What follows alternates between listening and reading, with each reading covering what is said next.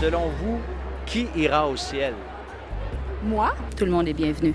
Tout le monde qui va avoir fait des bonnes actions comparé aux mauvaises, là. Tout le monde qui va avoir réussi à faire la paix avec soi-même. Non, moi je pense que le paradis, c'est comme l'enfer, on se l'a fait. Qui va aller au ciel? Tout le monde. Tout le monde. Tout le monde va y aller. Tout le monde. Je pense que le ciel est ouvert à tous. Si le ciel existe, bien sûr.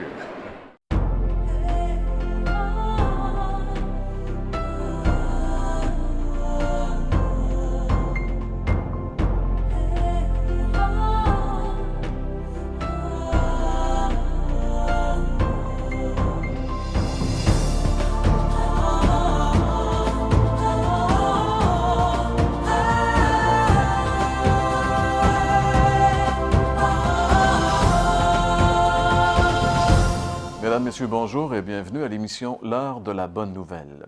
Aujourd'hui, nous allons découvrir ensemble celui qui sauve les impardonnables.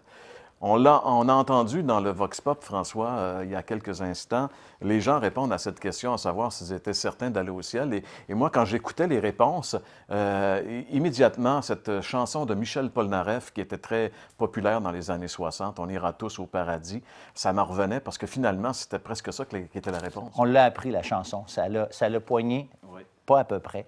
Et c'est toute une génération qui ont été influencées, au moins, si ce n'est pas par cette chanson, par cette pensée qu'on va au paradis, Dieu est bon, et puis c'est comme ça que ça va se passer. Mais moi, j'ai une petite histoire que je me rappelle à propos de ça. C'est ma propre grand-mère mourante. Et on venait la chercher maintenant pour rentrer à l'hôpital, d'où elle n'est jamais sortie. Et on avait fait venir ce conseiller spirituel qui était supposé de l'aider.